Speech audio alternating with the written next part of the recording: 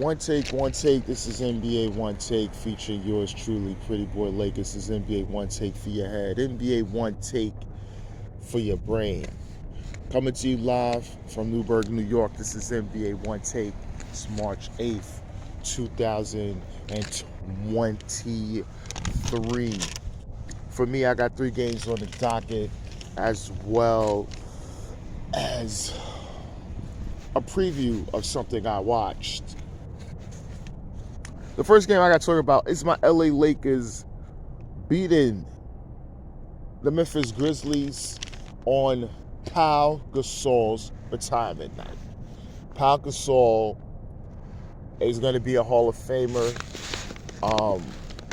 He's was on my Lakers team when we got him for a bag of chips.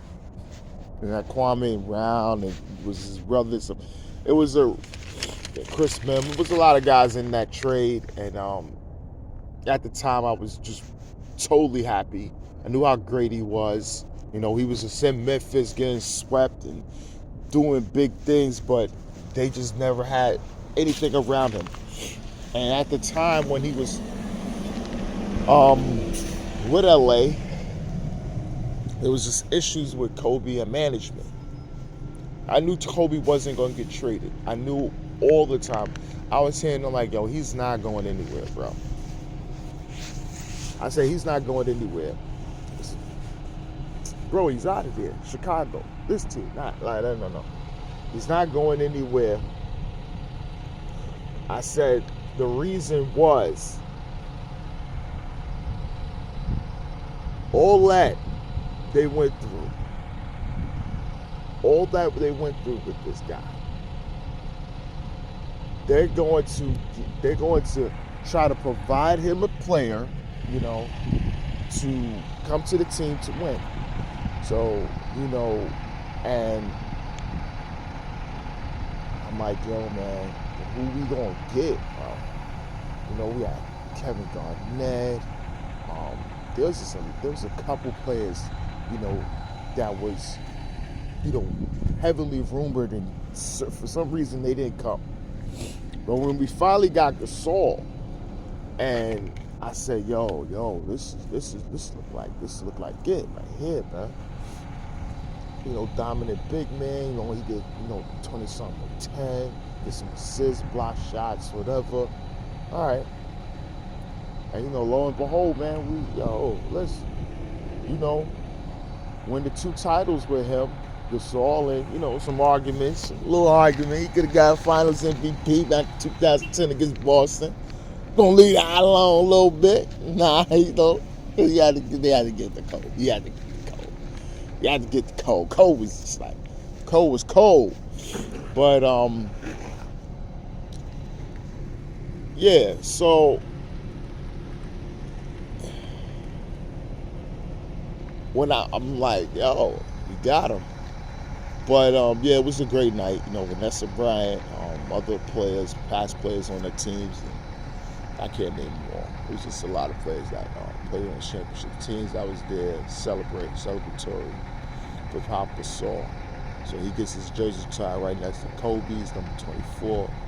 It was just a great night. It was just a great night. Pau Gasol is just my man, man. It's just, he's just my man.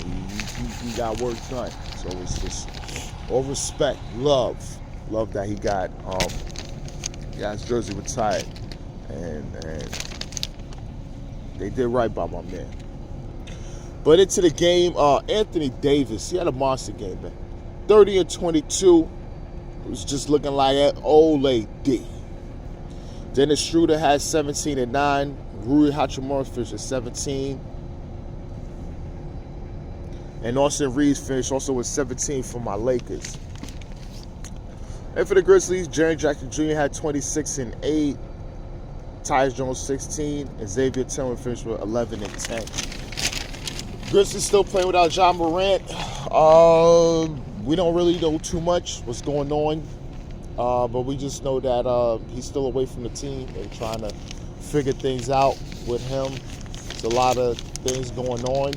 with him at this time. So we're gonna see what's going on. What's the latest with Ja? Okay. And the next game of the night is the New York Knicks. Their win streak was snapped by the lowly Charlotte Hornets. Go New York, go. But it was just, they got the win streak snapped. Kelly Oubre led the team with 27. Terry Rozier with 23. And Gordon Hayward finished with a 23, 9, and 8. And for the Knicks, RJ Barrett had 27. Julius Randle finished with 16 and 8 for the Knicks. Listen, this is all right. Knicks don't fret about this situation. I think the Knicks is just a real good team, and they're trying to, they're going to shut this game off because the way they play, they can get the win streak, lose here and there, but then they're gonna definitely get some more wins. Then it'll get some big wins. They're a big win team, I'm going to tell you that. And the last game of the night is the Dallas Mavericks versus Utah Jazz. And the Mavericks get the win here, led by the one Luka Doncic, finished with 29 and 10. My man Kyrie Irving finished with 33 and 8. And Tim Hardaway Jr. finished with 24 for Dallas.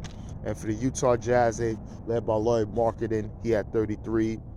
And Taylor Horton Tucker finished with 21 for the Jazz.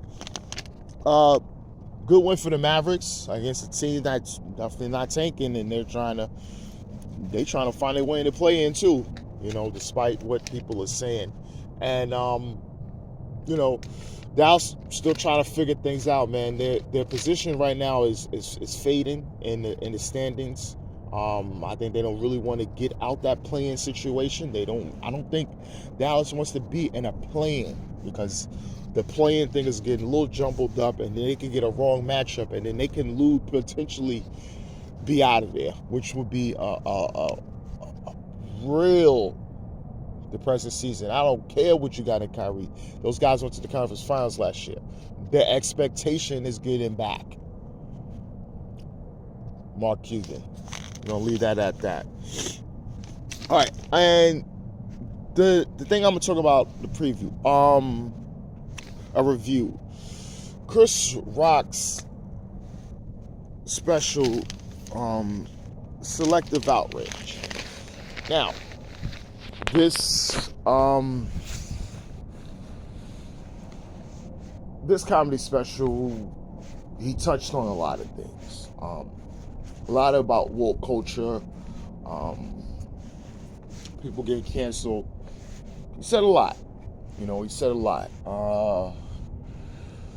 And I'm not gonna get mad. I kind of liked it. I like what he was saying. He got to a lot of the old templates that he was doing from the old, his first big time comedy special, Bring the Pain and Bigger and Blacker, right? Some of that same template, which he kind of used before, but it wasn't really hitting, especially in his last one, which bombed. And when he was on tour with Kevin Hart, I was hearing people saying, "Look," I says, "Nah, Chris Rock is he's saying some stuff, and he's back." So I'm like, okay, go. But he did talk about the Oscar slap, right? And then it was just funny how he was just landed on Will Smith, and that was kind of funny. It was kind of funny. I think along the lines, probably in the next couple of years or so, I think those guys would just come to an understanding and just move on with it, because Will Smith states that he's been trying to reach out to Chris Rock, and Chris Rock is just not trying to hear it right now. And that's true. I think Chris Rock is not. He's not trying to hear it right now. He right now, I think for the most part, he's going to let it all out in jokes. He's going to continue to lay it all out in jokes because he's going to make money off of it. And then after he milked it the way he do, maybe he'll have a conversation with Will Smith, hear him out, and get past this. Because I think Will Smith, as upset as he is getting past it. He got movies and things like that that's happening. So I think, I think they're gonna figure it out, man. They'll figure it out. It happens. Not on that kind of stage, but those kind of things happen, man. Trust me, they happen. People fight. Glad they didn't fight, but it happened. And Chris Rock is here. He's gonna milk this out. He's going to milk this out. He's getting sold out shows. The ticket prices is going through the roof, things like that. They want to hear it. So obviously he's going to make money off of it, and rightfully so. People are saying, yo, I was like, listen here, look, motherfucker. I'm going to eat off of this shit. That's it. Comedians, that's the old school comedian thing, right? If you in some shit, they want to hear it, bro. You know what I'm saying? That's like, the first comedian was Richard Pryor. He got into some shit. I think he got set on fire and all this other shit. They wanted to hear about that story. They wanted to hear those stories they hear about Richard Pryor. And Richard Pryor told those stories. And what he did, there was a promotion and everything else with it. And then the people paid all types of money because they wanted to hear Richard Pryor's side of the story. Martin Lawrence, he did run tell that. He had an issue. He was going crazy. He got caught smoking weed and everything like that. And he went bugging out and everything like that. His pictures all over. They had the video, but pictures, he went crazy. Then Martin Lawrence told the story. Had a television, even though I didn't really like this show too much, but people paid all types of money because they wanted to hear his side of the story.